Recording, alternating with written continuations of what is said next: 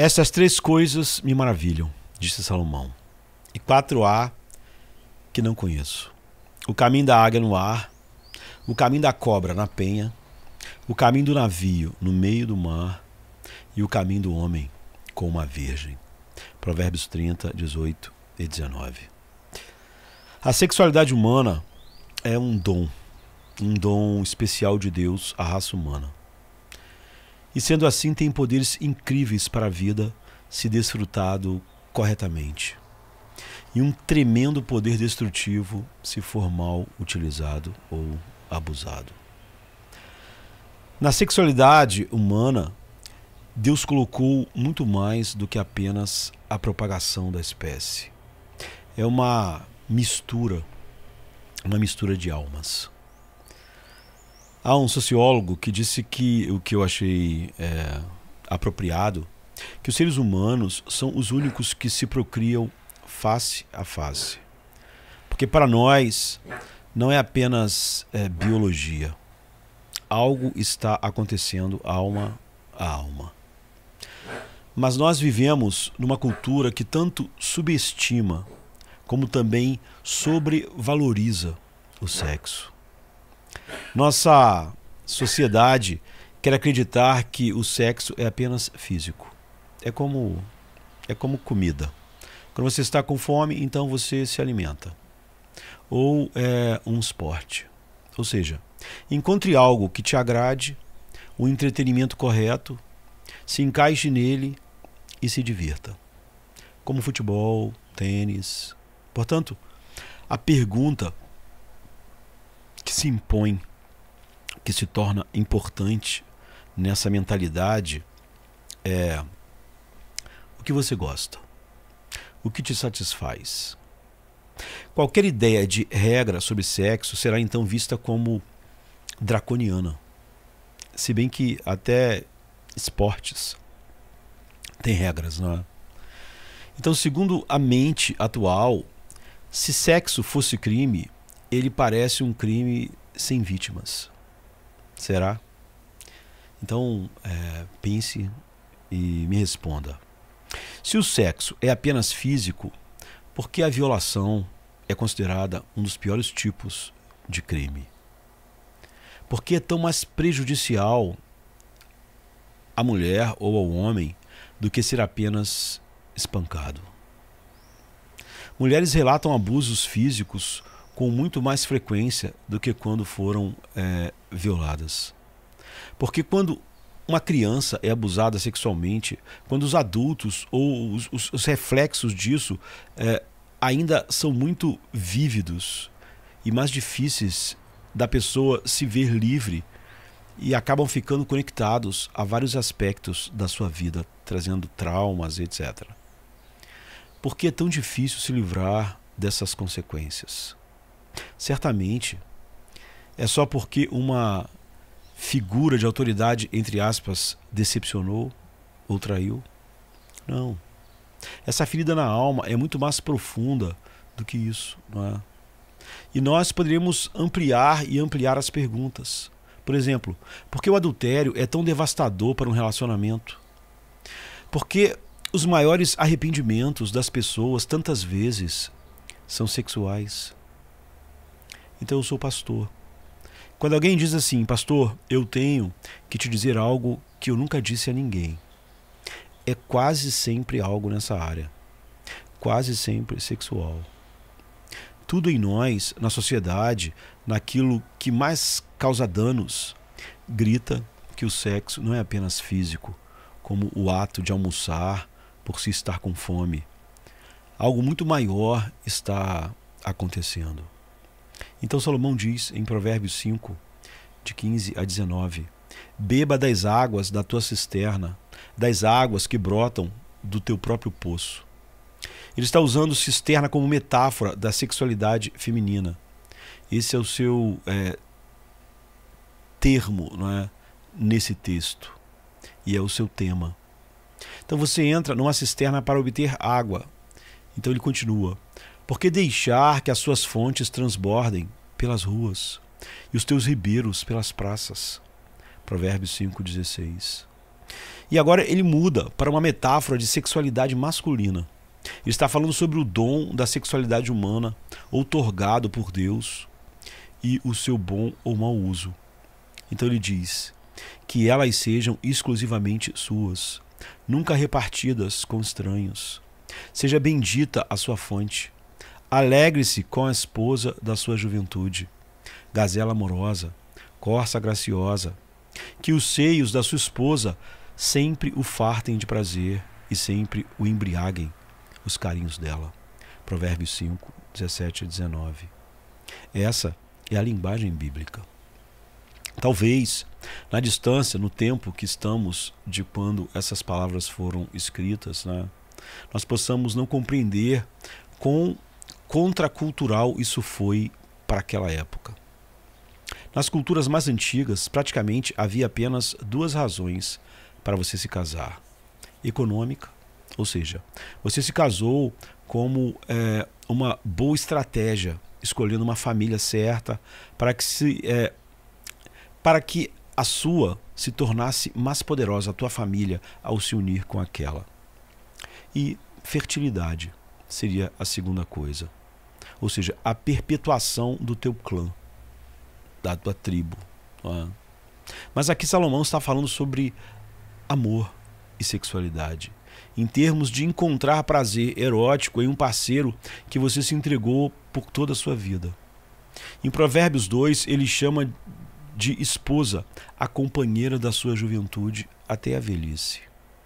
A palavra em hebraico, alup, significa algo como almas que se encaixaram. Tudo isso ia muito além de como a cultura em que Salomão viveu viu e via o sexo. Via apenas funcionalmente, procriação ou satisfação de um apetite, não é? E o que economicamente isso traria de vantagem. Mas em outra passagem, em Provérbios, Salomão fala disso, eu diria ainda de maneira mais lúdica, não é? Que é em Provérbios 30, 18 e 19. Ele fala de três coisas, como a gente viu no início, três coisas maravilhosas, e de uma quarta que excedia a maravilha que ele estava vendo. Estas três coisas me maravilham, e quatro há que não consigo entender: o caminho da águia no ar, o caminho da cobra na penha, o caminho do navio no meio do mar e o caminho do homem com uma virgem.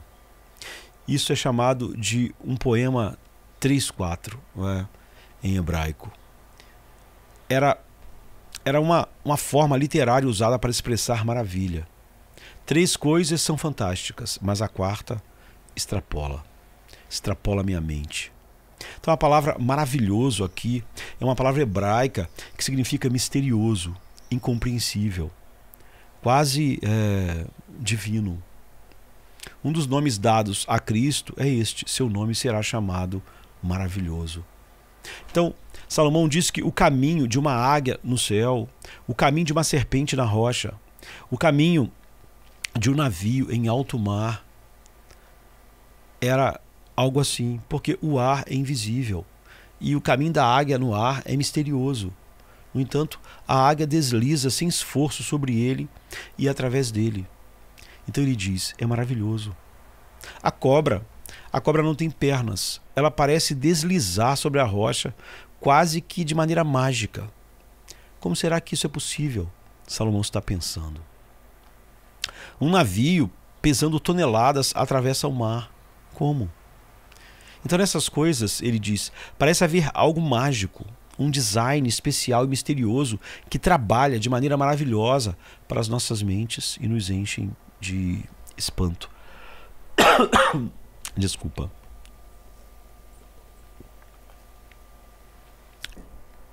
Mas então, ele chega no número 4, que é o seu grande mistério.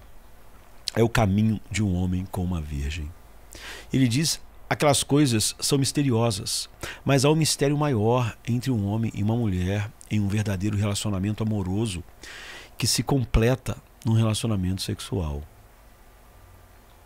Mas no próximo verso ele diz, o caminho da mulher adúltera é assim. Ela come, depois limpa a sua boca e diz, não fiz nada de mal. Provérbios 30, verso 20. Aqui não há nada dessa maravilha, desse mistério. Você tem uma mulher para quem o sexo é apenas um comer desleixado, uma forma banal de satisfazer apetites. Eu comi, depois limpei minha boca para me livrar dos restos e traços do que eu comi. Era só isso. Era só um lanche. Não há nenhum mistério aqui. É totalmente banal. Fui jogado fora aqui. Salomão está dizendo totalmente aquela incrível maravilha que Deus deu ao nos dar a sexualidade, aqui não existe. Na forma como Deus deu no sexo, os dois se tornam um. Mas essa unicidade, Salomão diz, é alcançada num contexto em que tudo mais em suas vidas se tornou um também, e não só a relação sexual. No casamento, a maravilha que ele descreve como o caminho do homem com uma virgem. Suas vidas se tornaram uma. Suas finanças se tornaram uma. Suas famílias são uma. Seus filhos são parte de vocês. Seus futuros são um.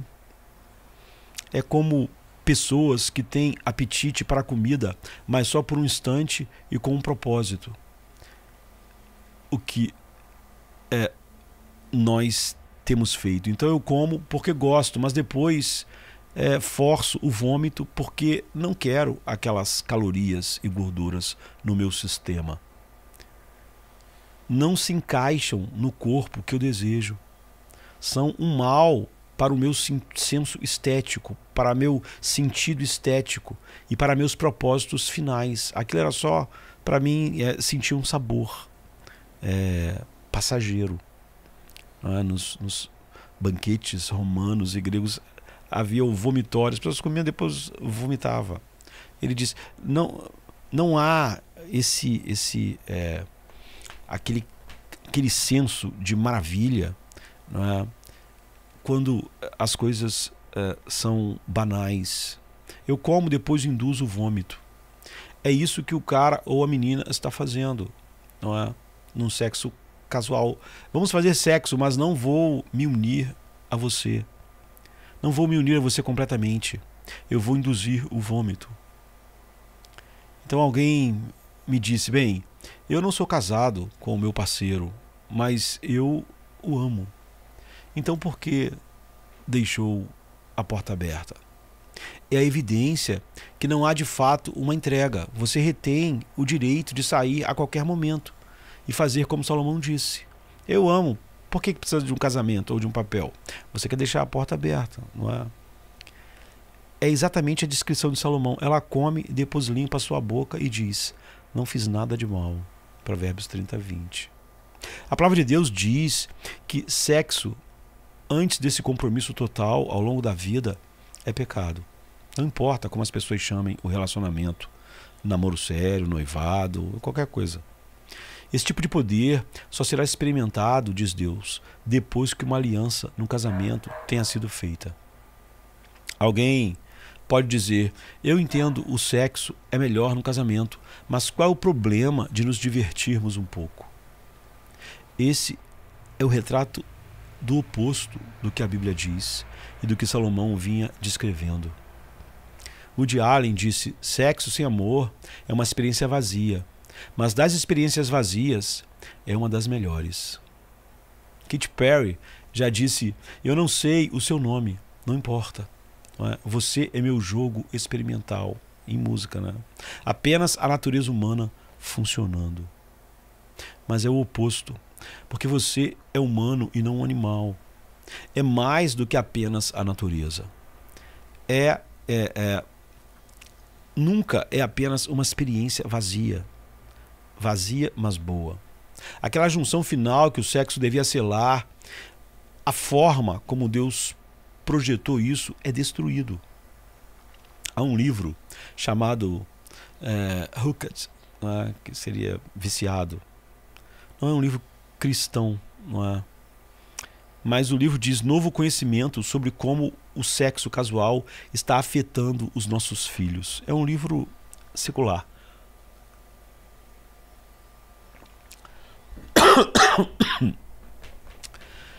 é um estudo científico escrito por um casal de neurologistas, Frida Maxick, se eu não me engano, e Joey McHaney Jr., mostrando que ter múltiplos parceiros sexuais, especialmente quando se é jovem, faz algo em seu cérebro, cria um padrão, de tal forma, dizem eles no livro, que faz com que depois ter relações genuínas e altruístas sejam muito mais difíceis.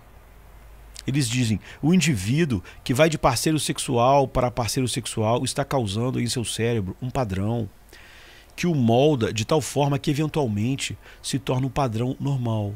Portanto, prejudica a sua capacidade de um vínculo em um relacionamento comprometido, altruísta, amoroso. Eles dizem mais. Encontros sexuais repetidos impedem nossas habilidades de formar relacionamentos duradouros, satisfatórios. Então, os autores, eles usam a metáfora da fita adesiva. Cada vez que ela é usada, ela perde a capacidade de ligação. Então, eles concluem dizendo, você não pode experimentar somente o sexo, mais do que pode só ter uma pequena experiência de parto. O próprio ato do sexo produz uma nova realidade que não pode ser desfeita. Então pense juntamente com isso, sobre o dano, por exemplo, da pornografia. Consumir pornografia, talvez numa extensão ainda maior, se é que é possível, mata tua capacidade para relacionamentos duradouros, altruístas e de verdadeiro amor. Porque primeiro, faz com que você olhe para o sexo oposto como um produto de consumo. Então vamos falar com os homens, não é? Mas o mesmo, por fim, serve para as mulheres. Quando você olha a pornografia, você está olhando para uma imagem de uma mulher cujo corpo é apenas algo que você quer usar de maneira totalmente egoísta. É um corpo para ser usado. E isso treina a tua mente para ver mulheres de uma certa maneira. Não existe um botão para apagar isso quando for conveniente. Quando você olha para uma foto, um vídeo de mulheres sem o reconhecimento que elas têm uma alma, a imagem de Deus, sua mente começa a ver as mulheres reais em sua vida como objetos. Você dirá a si mesmo, não, eu posso manter as coisas separadas. Mas você está totalmente errado. É isso que mesmo neurologistas não cristãos estavam dizendo em seu livro. Como os alemães acabaram por se sentir à vontade para cometer toda espécie de atrocidade com os judeus na Segunda Guerra Mundial. Eles passaram a vida falando deles como sub-humanos, ou um bom tempo, criando padrão para se relacionarem bem com a dor e o sofrimento dos judeus. Não começaram aquelas pessoas nos campos de concentração como monstros. Começaram pensando sobre os judeus de uma certa maneira. Então assim também acontece com todas as outras coisas. Se você, por exemplo, normalmente começam a se chamar o bebê de um feto. Quanto mais você desumanizar ele, mais fácil será você descartar. Normalmente, quando alguém engravida, diz, eu estou esperando um filho. Não diz, eu estou esperando um feto. Tá? Estou esperando um filho. O médico, quando pergunta, quando vê lá as imagens, você quer saber o sexo do bebê? Você vê? Chama de bebê. Quando a esposa do príncipe, que vai ser o rei da Inglaterra, depois do rei Charles, né, do filho dele, quando ela ficou grávida pela primeira vez, disseram, a princesa ficou grávida do príncipe, que será tal, tal, tal. Já era um príncipe. Mas quando você quer se livrar, você primeiro desumaniza o homem. Não é uma pessoa. Então é um feto. Depois você, em sua mente, mais facilmente racionaliza eliminá-lo do que se você chamasse ele pelo que é. A escravidão também funcionou assim no passado. Tudo que faz um homem ou uma mulher ver o outro como menos que portadores de uma alma da imagem de Deus precisam ser totalmente afastados de nós. Todo o seu relacionamento futuro será afetado de alguma forma pela pornografia de hoje. Sendo assim, pense na coisa mais simples. Se na tua playlist de músicas há músicas que mostrem a mulher como um objeto, precisa ser apagada da sua playlist, porque certamente ela fará parte do processo de treinar sua mente a pensar sobre as mulheres assim. E há uma segunda coisa que a pornografia faz, que é destruir sua própria capacidade de realização sexual. Toda vez que você olha a pornografia, você programa sua mente para acreditar em três coisas. Uma, um corpo real não é bom o suficiente, sabe? Dois, apenas um corpo não é bom o suficiente. E três, o corpo da sua mulher não é bom o suficiente. Porque nenhuma mulher, não importa quão bonita e sexy, pode viver de acordo com o que você vê na pornografia. Naomi Wolf não é uma pessoa cristã também, pelo contrário. Ela é uma autora americana, jornalista e ex-assessora política de Al Gore e de Bill Clinton. Autora de um livro chamado O Mito da Beleza, que por causa dele ela se tornou uma porta-voz do que foi descrito mais tarde como a terceira onda do movimento feminista. Você vê, não tem nada de cristão, pelo contrário. Mas ela diz lá, para a maioria dos homens, as mulheres reais, nuas, são apenas má pornografia. Porque nenhum homem que consumiu pornografia depois coloca tudo isso para trás ao casar. Pois já conheceu todas as fantasias pornográficas, já teve o bastante e agora joga fora porque eu vou casar. Não. O que acontece é o oposto. O oposto acontece. Tudo aquilo é trazido para o casamento em toda a degradação humana que isso contém. Toda a degradação humana da pornografia é trazida para o casamento. Não é? Isso que já pode ter sido algo mais predominantemente masculino, nossa sociedade acabou por impor também às mulheres. Não é? Então veja, por exemplo, o sucesso literário, depois no cinema, de obras como 50 Tons de Cinza e suas sequências patéticas. Essas coisas não são românticas, estão destruindo você. Marido, se você leva a tua esposa para isso, ou induz o consumo de pornografia juntos, você é a antítese da definição do que é um marido.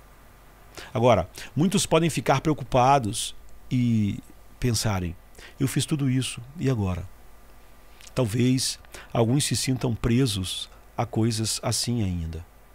É importante afirmarmos que nenhum de nós está diante de Deus baseado em sua própria pureza ou vida que foi desprovida no passado de todas as coisas que contaminam o homem, a partir do seu coração. Se estamos diante de Deus, estamos vestidos com a justiça de Cristo. Seu sangue nos torna mais puros do que antes de qualquer experiência assim em nossas vidas. Mais puro do que quando nascemos aqui, porque nascemos homens mortos em delitos e pecados, e se somos justificados e regenerados, estamos vivos. Sua ressurreição pode tornar tua alma inteira, de novo, viva e saudável. Mas o pecado contamina e mancha a alma, deixando suas marcas e sequelas. O precioso fluxo de sangue que flui da cruz nos faz mais brancos que a neve. É a única fonte que pode fazer isso. Nenhuma condenação há para os que estão em Cristo Jesus, né? Diz Romanos 8:1.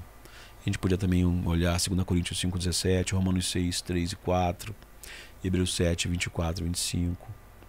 Jesus foi partido, foi massacrado e morto para que seu sangue pudesse lavar o pecado mais profundo imaginável. E ele ressuscitou dos mortos, mostrando o poder infinito para reconstruir tudo o que foi quebrado pelo pecado. Mas deve haver um verdadeiro arrependimento. Bem, tudo que vimos até aqui é como subestimamos e banalizamos o sexo. Agora precisamos ver como, de maneira oposta, superestimamos o sexo. O texto diz para nós: como anel de ouro em focinho de porco, assim é a mulher bonita, mas indiscreta ou vulgar. Provérbios 11, 22. Salomão não podia ser mais direto do que isso. Aqui está um lindo anel de ouro, mas o grande problema é que um grande porco ou porca desagradável está ligado a esse anel. Mas você está tão encantado com o anel que aceita estar com o porco, contanto que possa ter o anel. Então todas as noites você tem a satisfação de ter o anel, mas tem que viver e conviver com um grande porco em seu quarto. Quem faria uma bobagem dessa? Alguém pode perguntar. Salomão responde: aquele que pensa que beleza e sexo são tudo. Nenhuma cultura sobrevaloriza o sexo e a beleza como a nossa, dando um peso final em se ter uma vida boa. Quase toda a destruição à nossa volta, em cada casa, está ligada a isso de alguma forma. A beleza física, por exemplo, é vista como algo fundamental, o que dá valor e autoestima a uma pessoa. Quase sempre é o que as pessoas têm como parâmetro para achar alguém, um namorado, uma namorada. Eles se contentarão e se contentam com o caráter de porco se obtiverem um anel de ouro da beleza física junto. É o que Salomão estava falando. O que temos a longo prazo? É só a gente olhar em volta. Olhe sua volta. Por exemplo, os homens, quando Provérbios 31 descreve a mulher ideal, a mulher que o abençoa ano após ano e que seus filhos chamam de abençoada, veem que o texto nunca fala sobre a beleza física. De fato, quando fala de forma negativa. Porque diz assim: o encanto é enganador e a beleza é passageira, mas a mulher que teme ao Senhor será louvada. Provérbios 31, 30. Beleza é bom, não é? Mas o caráter é muito melhor. Não é? O caráter dura. Juventude e beleza, não é? Então, beleza é bom, mas o caráter é muito melhor. É o que Salomão está dizendo. Então, quando eu conheci minha esposa, achei linda. E ela ainda é linda. Mas vejo uma mulher que por muitos anos se sacrificou, dedicando seu tempo para vivermos juntos, não é? Para edificarmos nosso lar, criar nossos filhos, crescemos juntos no ministério. Ela não pode dedicar todo o seu tempo a si mesma com cuidado e sem fim, e superficialidade sem fim.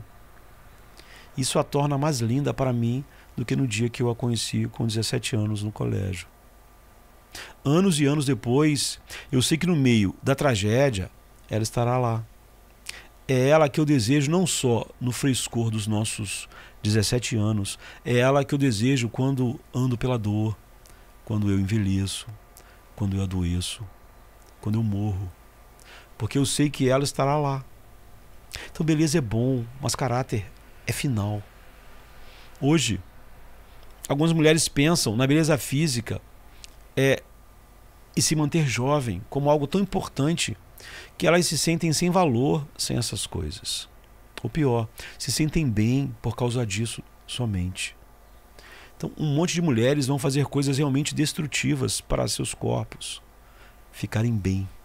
Vão fazer coisas destrutivas para si mesmas, para seus corpos ficarem bem. Anorexia, bulimia, são sequelas, muitas vezes, da suposição de que sua beleza primária e identidade é estabelecida pela forma do seu corpo e pelo seu peso. Então você saber que distúrbios alimentares são muito mais elevados em mulheres de países mais industrializados do que em países menos desenvolvidos. São 2 vezes mais elevados entre estudantes universitários dessas nações do que entre as mulheres em geral naquelas mesmas nações. O que isso mostra? Mostra que quanto mais próximo você chegar no coração da nossa cultura, quanto mais perto do útero formador da nossa cultura, mais mulheres serão massacradas e saturadas com a mensagem de que tudo o que importa em você é a tua aparência, o teu caráter. Nem tanto. Então Salomão diz: como anel de ouro em focinho de porco, assim é a mulher bonita mais. Muitas mulheres estão deprimidas à medida que envelhecem, quando naturalmente sua beleza física vai se esvaindo, como os homens. E com ela, sua identidade, se a sua identidade estava nisso. Então vai também embora a sua felicidade e tudo que tinham. Então, vem crises, depressões. A beleza física é boa, mas uma pessoa que anda com Deus tem uma beleza que dura para sempre. E uma identidade indestrutível neste mundo, porque ela foi construída num lugar chamado Calvário, e não em qualquer tipo de beleza que eu edifiquei e tento manter a todo custo. Uma outra maneira de superestimar o sexo é que nos convencemos de que a vida é boa. Né? A vida é boa dependendo, não é, de como está em relação a isso. Então nós nos convencemos de que a vida boa é impossível sem romance e sexo. Então estamos dispostos a desistir de qualquer coisa por isso. Estamos prontos a desonrar a Deus por causa disso. Como entender um cara de 40 e poucos anos deixar sua companheira e seus filhos para uma mulher mais jovem ou supostamente mais sexy, mesmo que isso destrua sua vida e a de outros? Ele está pensando: a qualquer custo eu tenho que ter este anel. Quem se preocupa com o porco de uma família destruída e vidas arruinadas se eu posso ter este anel? Então, em um texto, um cara listou todas as coisas que aconteceriam se ele cometesse adultério. Olhando a lista dele, pense na tua lista. Ele botou lá: eu causaria um dano incalculável nas pessoas e na minha esposa, Susana. Ele estava fazendo a lista dele, né? E eu teria que suportar a perda do seu respeito e confiança. E provavelmente perderia meu relacionamento com ela. Eu causaria profundas mágoas e cicatrizes em João, Maria e Carlos, meus filhos, que podem nunca compreender porque eu troquei todos eles por uma suposta emoção. Eu traria vergonha à minha família, pai, mãe, vergonha e julgamento sem fim sobre a menina com quem cometi adultério, ou a pessoa, usando-a como objeto. Causaria uma enorme vergonha para minha família, a igreja. Permitiria o riso e a presunção blasfema de todos que gostam de zombar de Deus. Perderia algo final, pois estaria seguindo os passos de homens cuja imoralidade destruiu seus ministérios. E quando, às vezes acontece, tentam continuar a si mesmo, causam dano maior ainda, não é? A igreja. Mais importante ainda, desonraria totalmente o Senhor e Salvador, de quem um dia terei que estar face a face, não é? E explicar o porquê disso, depois de tudo que Ele me deu e depois de toda a graça e beleza que Ele tinha concedido à minha vida. Não vale a pena. Que tipo de cegueira faz alguém ir em frente?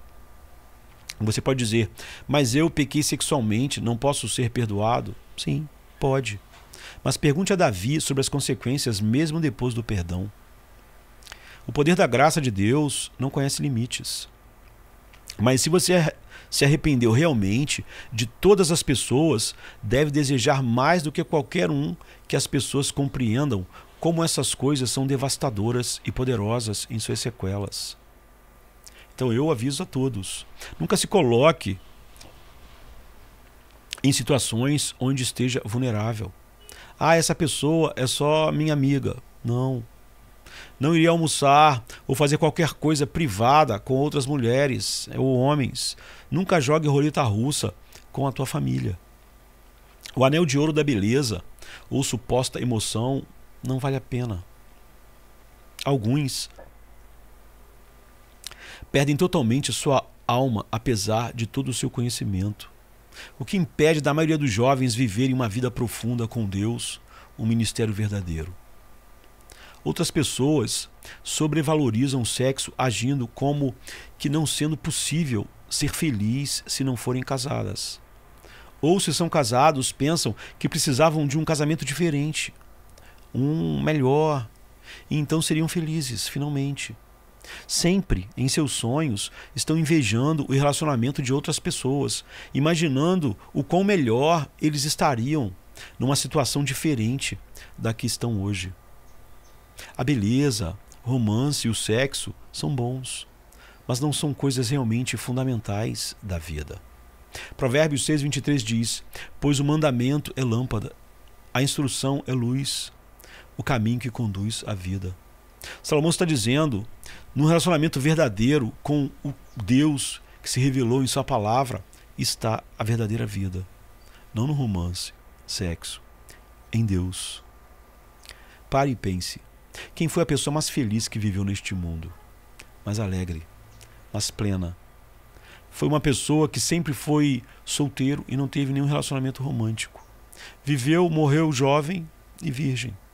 E de acordo com Isaías, ele não era fisicamente, pelo menos na opinião das pessoas, a coisa mais linda que passou na frente delas. Cada vez que você ora, ora em nome daquele que é filho de Deus, o filho do homem. Filho de Deus e filho do homem. E um homem que morreu com 33 anos e virgem. Ele teve o amor do Pai e em seu amor, não no casamento, ele encontrou toda a realização e prazeres. Não na cama. Para sempre e sempre e sempre. Tu me farás conhecer a vereda da vida, a alegria plena da tua presença. Eterno prazer, a tua mão direita. Salmo 16:11.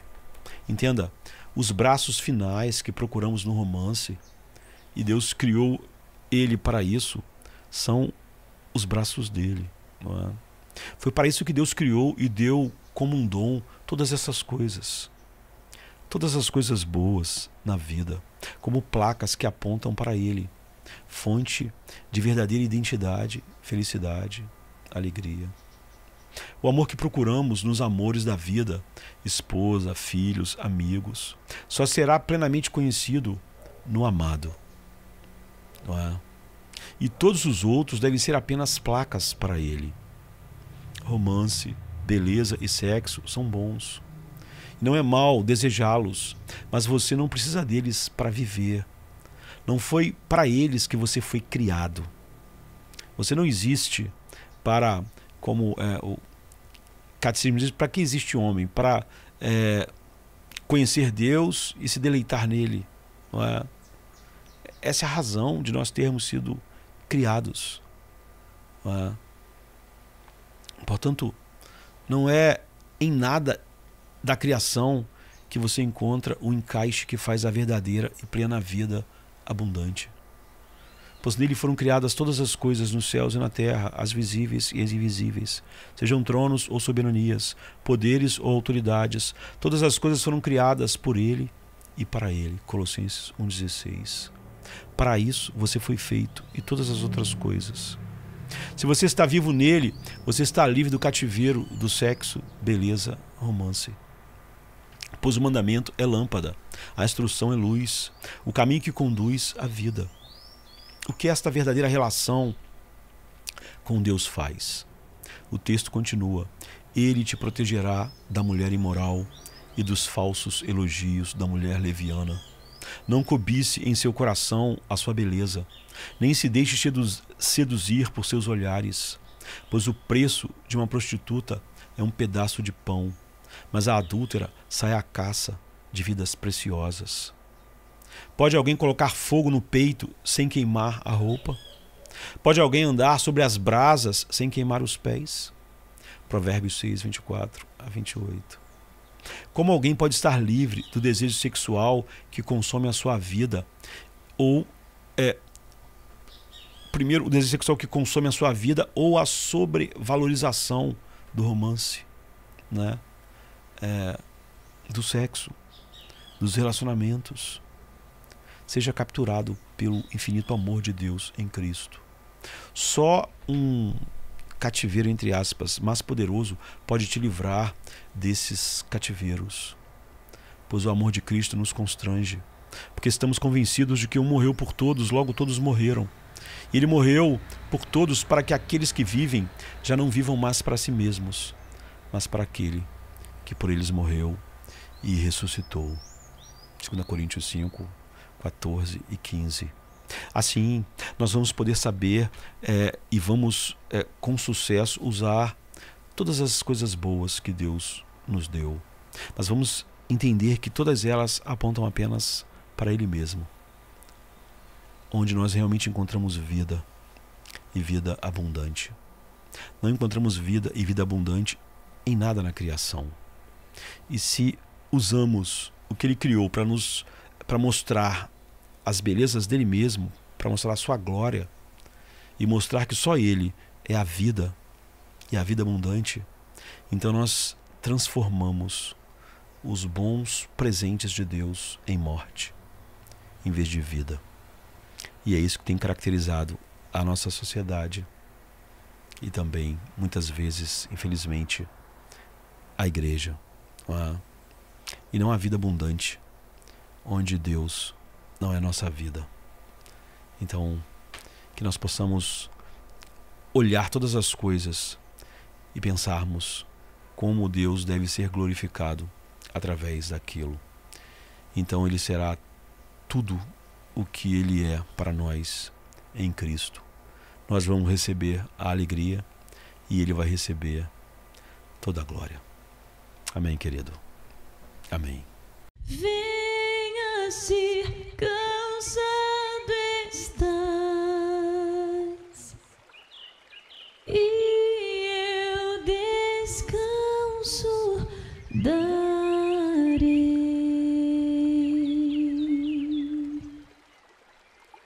Tu descansarás.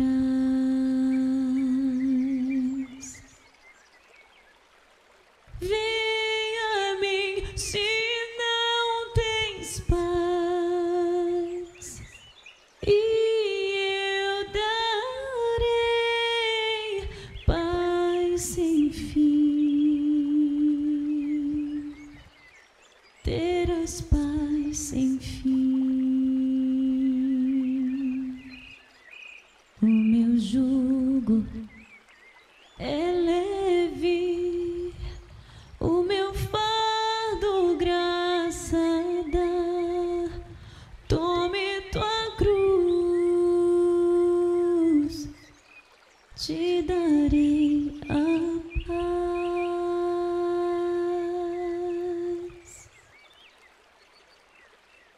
Venha o aflito e lhe darei paz, minha paz darei.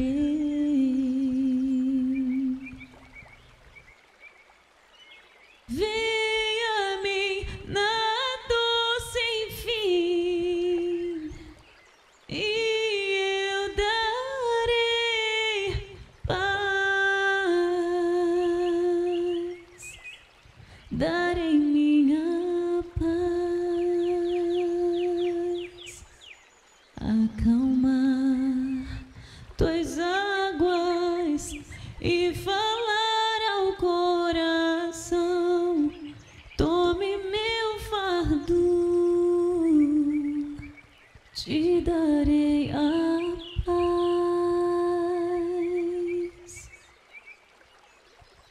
Venha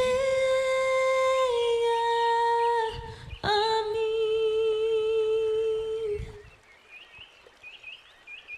venha a mim,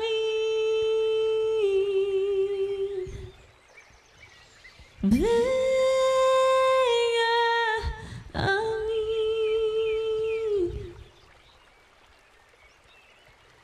A minha graça te chama,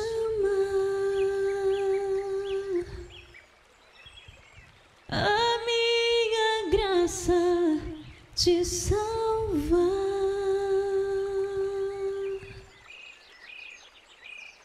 Venha a mim se triste estás, minha alegria terás, alegria e paz.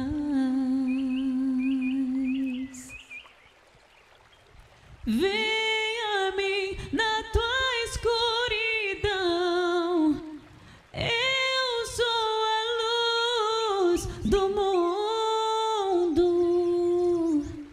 sou a tua luz. Voarás como águia, tua força eu serei. Tome a cruz, te darei a paz.